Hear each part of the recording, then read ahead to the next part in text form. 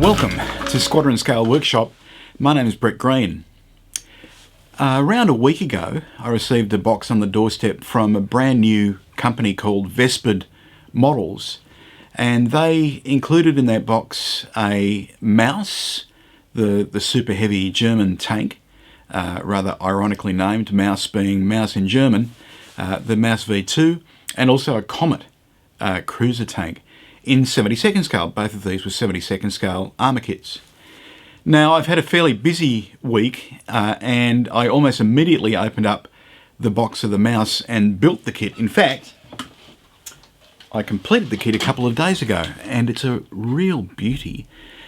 You wouldn't pick it really as 72nd scale with the level of detail and the lovely surface textures in the model. It's very, very nicely done. Now, although I've got to say, out of the two models that were in the parcel, I would have preferred probably to build the Comet Tank, but Camel Felix Stabala has already bagged that one, and he's going to be building it for Model Military International magazine. So I thought I'd build the mouse so that we covered it pretty well between the two of us. However, I've finally gotten a chance to actually take a look at the other kit in the box. And at this stage, it's really only a look at the box that I've taken. I thought before I wrote up the full text review and took the photos, that I'd share my very first impressions with an unboxing video. So let's have a look. It's quite a sturdy cardboard box with a top opening lid. My general preference, I've got to say.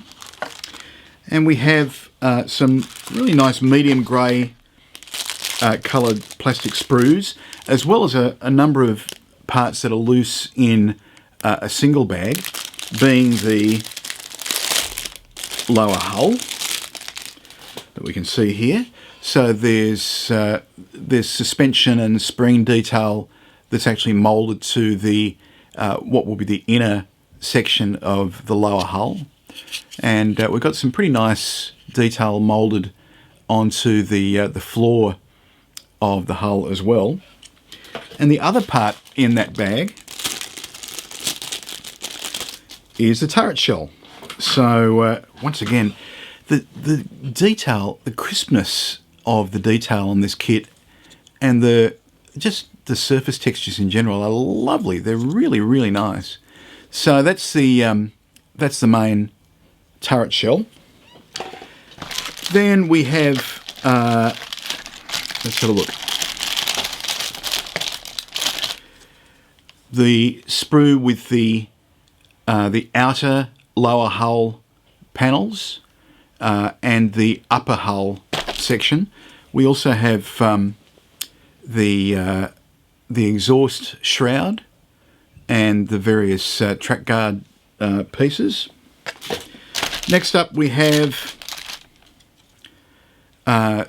general parts. We've got the turret floor, the gun mantlet, various detail parts, the glacis plate, the tools, travel lock for the main gun, and so forth. I didn't give you much background on this vehicle either. The Comet was an interesting vehicle. It was finally, at the very end of the war, the Allied tank that could take on Panthers and Tigers and win without any sort of compromise. So it was a cruiser tank.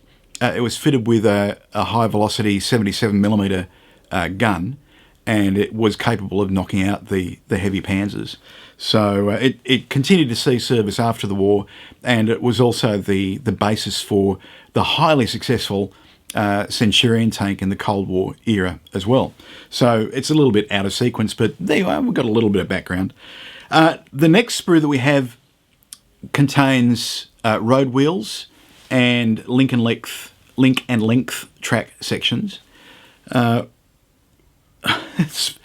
It's hard to describe how good this detail is.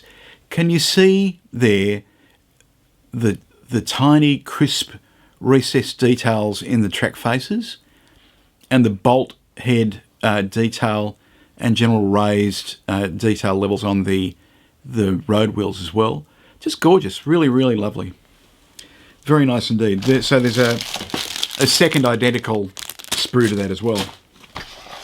In addition, we have a Ziploc bag in the bottom of the box, and that contains a very handy and welcome, lovely, luxurious turned brass. Can we get this to focus?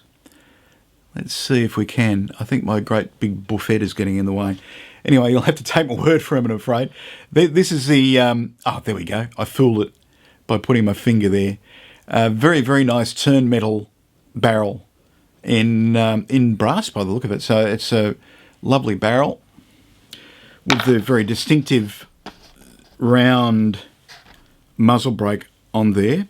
And we also have an itsy witsy teeny weeny, see if I can fool it again, there we go, photo etch fret for the kit as well. So not too much there for people who don't like photo etch. That'll be good news. Also, somewhere in here we must have, yes we do, we have the instruction leaflet. Quite straightforward assembly, I think. So we've got parts tree, and we've got illustrated instructions, and presumably at the end, yes we do, we have what appear to be 3 marking options. There's 2 of them, but it's basically any colour you want as long as it's dark green. Not sure, I don't think it was bronze green at this stage. I think at the end of the war, I think even the British vehicles were being painted olive drab, but I'm sure that one of our experts will be able to confirm that for us. And the final piece in the box is the Decals sheet. So I didn't get a chance to use Decals on my mouse because neither of the 2 prototypes had any markings. Although the mouse kit did include Decals, they included some hypothetical markings that might have been applied to operational vehicles, but we have no such problem here. So they're very nice markings for the 3 options that are provided in the box. Decals are glossy in register. I've no reason to suspect they won't work perfectly well. So that's it. The brand new Vespid Models A34 Comet Mark 1A tank in 1/72 scale. I've said this about the Vespid mouse, and I'll say it about this as well. Even if you're not a habitual 1/72 scale modeler, even if you're not particularly an armour modeler, have a look at these kits. They are just beautifully done. And I know Camel's going to build this for the magazine, but I'm pretty sure I'll be building one for myself as well at some stage in the future.